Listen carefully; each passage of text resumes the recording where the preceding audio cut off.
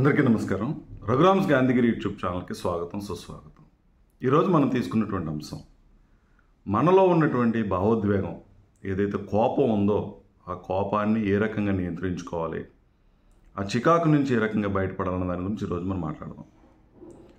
ప్రస్తుత సమాజంలో ప్రతి మనిషి కూడా విపరీతమైనటువంటి స్ట్రెస్కి లోనవుతున్నాడు. విద్యార్థి దశ దగ్గర నుంచి తను చేసేటటువంటి ఉద్యోగాల్లో, వ్యాపారాల్లో, వ్యాపకాల్లో ప్రతి మనిషి కూడా విపరీతమైనటువంటి ఆ డిప్రెషన్కి లోనవ్వకుండా, ఒత్తిడికి లోనవ్వకుండా పని అవట్లా.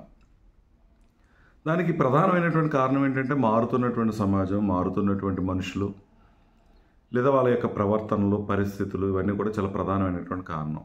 అంటే మనిషి జీవితంలో విలువలకి చాలా తక్కువ ప్రాధాన్యత ఇవ్వటం, కష్టపడేటువంటి తత్వానికి చాలా తక్కువ ప్రాధాన్యత ఇవ్వటం, నమ్మకంగా ఉండటం, ఉండకపోవటం, ఇవన్నీ కూడా చాలా ప్రధానమైనటువంటి అంశాలుగా ఉన్నాయి. అయితే వీటన్నిటి నుంచి మనిషి బయటపడకపోతే, అంటే ప్రతిదానికి కోపాన్ని ప్రదర్శించి చికాకు గనక పడితే మరి మానవ సంబంధాలు దెబ్బతా ఉంటాయి, ఆరోగ్యం పాడవుతూ ఉంటుంది, లేదా ఒక కోపిస్ట్గా ఈ సమాజంలో మనకంటూ ఒక ముద్ర పడిపోయేటువంటి అవకాశం అనేది ఉంటుంది. అందుకని మనిషి ఎప్పుడు కూడా ప్రశాంతంగా ఉండేటటువంటి ప్రయత్నం చేయాలి. కోపం వచ్చినా సరే దాన్ని నియంత్రించుకోగలిగినటువంటి సామర్థ్యాన్ని పెంచుకోగలిగినప్పుడు మాత్రమే ఈ కోపాన్ని నుంచి మనం బయటపడగలుగుతాం. ఇది ఎలా వస్తుంది? ప్రాక్టీస్ చేయడం ద్వారా, లేదా బలంగా నువ్వు అనుకోవడం వల్ల. ప్రతిరోజు ఉదయం లేచిన వెంటనే ఈరోజు నేను ప్రశాంతమైనటువంటి జీవితం గడపాలని కానీ నువ్వు నిర్ణయం తీసుకుంటే, పరిస్థితులు ఏదైనా సరే నా కంట్రోల్లో ఉన్నవాటికే నేను జాగ్రత్తగా చూసుకోగలుగుతాను, నా నియంత్రణలో లేనటువంటి విషయాల పట్ల మనం ఎక్కువగా స్పందించక్కర్లేదు అనేటువంటి భావాన్ని కనుక మనసులో తెచ్చుకోగలిగితే ప్రతిరోజు చాలా సంతోషంగా, ఆనందంగా ఉండగలుగుతాం. కొన్ని సందర్భాల్లో నీకు అసలు అనుకూలంగా ఉండదు. ఎదుటి వ్యక్తి చాలా మూర్ఖంగా ఉంటాడు, తప్పుగా మాట్లాడుతూ ఉంటాడు, నిందిస్తూ ఉంటాడు, నువ్వు తప్పు చేయకపోయినా నీ మీద నిందలేస్తూ ఉంటారు. ఇటువంటి సందర్భాలు వచ్చినప్పుడు మనిషి అనేటువంటి ఎవరికైనా సరే కోపం రావడం అనేది సహజమైనటువంటి విషయమే. అయితే కోపం వచ్చింది కదా అని చెప్పి మన కోపాన్ని ప్రదర్శించేస్తే చాలా జరగకూడనటువంటి నష్టాలు జరుగుతూ ఉంటాయి. ఒక ఉద్యోగం చేసే దగ్గర నీకు ఉద్యోగం ఇచ్చినటువంటి వ్యక్తి మీద, యజమాని మీద నువ్వు తను సరిగా లేడానో, లేదా నువ్వు చేయనటువంటి తప్పు నిందించడానో తిరిగి కోప్పడిపోయావు అనుకో, భవిష్యత్తులో మనకు ఉద్యోగం లేనటువంటి పరిస్థితి వస్తుంది. చాలా ఇబ్బందులు పడిపోతాం, ఆర్థికపరమైనటువంటి ఇబ్బందులు పడిపోతాం. మరొక అవకాశం రావడం కొంచెం సమయం పట్టచ్చు.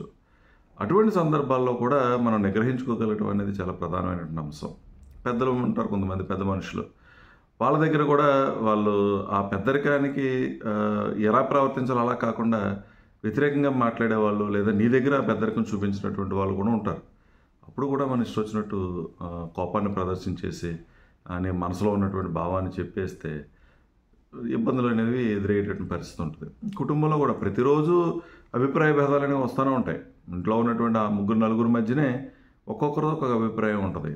ఆ అభిప్రాయాలు ఉన్నప్పుడు కూడా మనం నిగ్రహించుకోగలగడం అనేది చాలా ప్రధానమైన అంశం. సో ఈ చికాకు, ఈ కోపం అంటే ఏంటి? నువ్వు అనుకున్నది అనుకున్నట్టుగా జరగకపోతే చికాకు వస్తూ ఉంటుంది.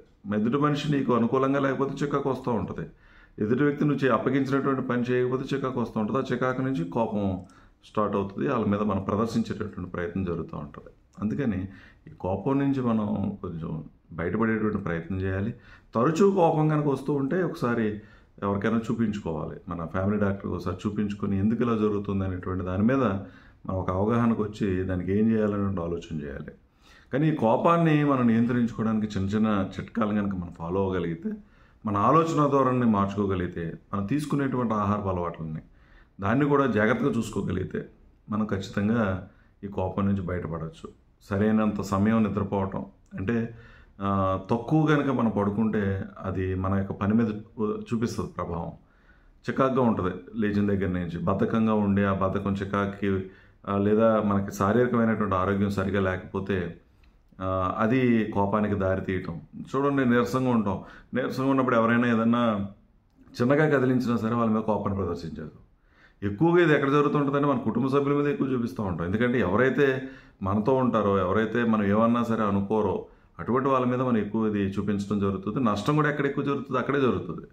ఎందుకంటే మరి సున్నితంగా ఉండేటువంటి ఆ మనుషుల మధ్యన ఆ బంధాలను మనం ఈ కోపాన్ని ప్రదర్శించడం ద్వారా, తరచూ కనుక కోపాన్ని ప్రదర్శిస్తూ ఉంటే విచ్ఛిన్నమయ్యేటువంటి అవకాశం అనేది ఉంటుంది.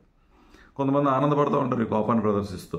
ఎందుకని ఈ కోపం ప్రదర్శించడం వల్ల ఎదుటి వ్యక్తులను కొద్దిగా భయపెట్టేసామనో, మన దారిలో తెచ్చేసుకున్నాం అని అనుకుంటారు, అనుకుని ఆనందపడతారు. కానీ అది కూడా సరైనటువంటిది కాదు.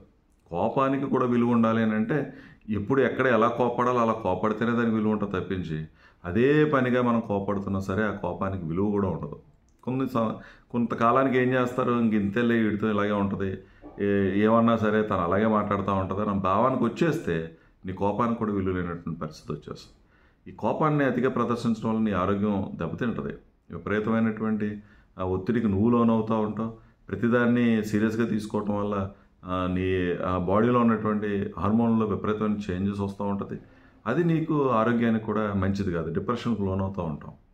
అందుకని ప్రశాంతంగా ఉండటానికి ధ్యానాన్ని, చక్కగా ఉదయం పూట శారీరకమైనటువంటి వ్యాయామాన్ని, మానసికమైనటువంటి వ్యాయామాన్ని, శ్వాసకోసమైనటువంటి విధానాలని మనం చేయగలిగినప్పుడు అప్పుడు మాత్రమే మనం ఈ కోపం నుంచి కొంచెం మనం బయటపడగలుగుతాం. ఆ విధమైనటువంటి ప్రయత్నం మనం చేయగలగాలి.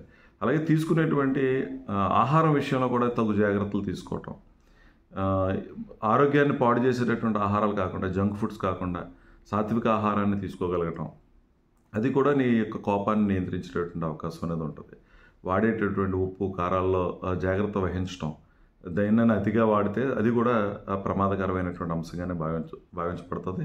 ఎక్కువగా నీ యొక్క ఆలోచన ధోరణి, నువ్వు ఏ రకంగా ఆలోచిస్తున్నావు, మానవ సంబంధాలకు నువ్వు ఇస్తున్నటువంటి విలువ ఏంటి, ఇది చాలా కీలకమైనటువంటి అంశం. ఎప్పుడైతే నువ్వు మానవ సంబంధాలకు విలువిస్తావో అప్పుడు నీ మాట తీరు మారిపోతుంది. నీ కోపం వచ్చిన కోపాన్ని ప్రదర్శించేటటువంటి తీరులో మార్పు వస్తుంది.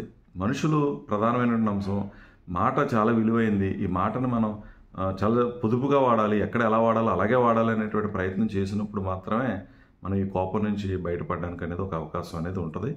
అందుకని మీరు చిన్న చిన్న టిప్స్ ఫాలో అవుతూ, కోపం వచ్చినప్పుడు, విపరీతమైన కోపం వచ్చినప్పుడు దాన్ని అప్పటికప్పుడు ఏ రకంగా కంట్రోల్ చేసుకోవాలో నేర్చుకొని, నువ్వు ఒంటరిగా ఉన్నప్పుడు దాన్ని ప్రదర్శించుకో. గట్టిగా అరువు, నువ్వు ఒంటరిగా ఉండి నీ గదిలోకి వెళ్ళిపోయిన తర్వాత, లేదా ఉన్నటువంటి దిండిని పిడిగుద్దులు గుద్దు, ఏం పర్వాలా, ఇబ్బంది ఏం లేదు, ఎవరికి నష్టం ఏం జరగదు, నీ మానవ సంబంధాలకు ఇబ్బంది లేదు, నువ్వు బయట చులకనైపోయేటువంటి అవకాశం కూడా లేదు. నీ కోపం తీరుతుంది. నువ్వు ఏదైతే కోపం అనుకున్నావో, ఏదైతే బాధపడుతున్నావో ఆ బాధ నువ్వు బయట వ్యక్తపరిచినటువంటి వ్యక్తి అవుతావు. కోపాన్ని ఎక్కడ ప్రదర్శించాలో అక్కడ ప్రదర్శించడం తప్పేం లేదు. ప్రదర్శించినప్పుడు మాత్రం నా ఆరోగ్యం చక్కబెట్టుకున్నటువంటి వ్యక్తులు అవుతాం. దాచుకుంటే కూడా అది డిప్రెషన్లో అవుతుంది. మానసికంగా, శారీరకంగా కూడా మన ఇబ్బందులు ఎదుర్కొనే అవకాశం ఉంటుందని తెలియజేస్తూ, మరి కోపాన్ని నియంత్రించుకునేటువంటి క్రమంలో నిన్ను నువ్వు నియంత్రించుకునేటువంటి ప్రయత్నం చేయి. ఖచ్చితంగా మనం కోపాన్ని జయించగలుగుతాం, చికాకుని జయించగలుగుతాం. ఎప్పుడూ మనిషి నియంత్రించగలిగినటువంటి అంశాల మీదే మనం దృష్టి ఎక్కువ పెట్టాలి. నీ కంట్రోల్లో ఉన్నటువంటి అంశాలు, నీ చేతుల్లో ఉన్నటువంటి పనులు, అవి వాటి మీద ఎక్కువ దృష్టి పెట్టి అంతవరకే నువ్వు ప్రణాళికలు పెట్టుకుంటే ఇబ్బంది లేదు.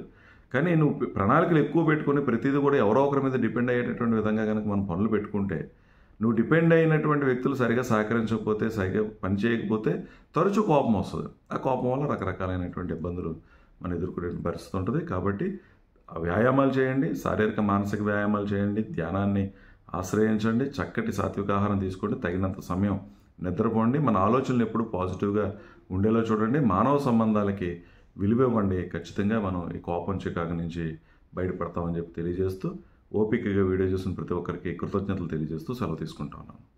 ఈ వీడియో మీకు నచ్చినట్లయితే లైక్ చేయండి, షేర్ చేయండి, కామెంట్ చేయండి. మరిన్ని వీడియోల కోసం ప్రక్కనే ఉన్న బెల్ ఐకాన్ను క్లిక్ చేయండి.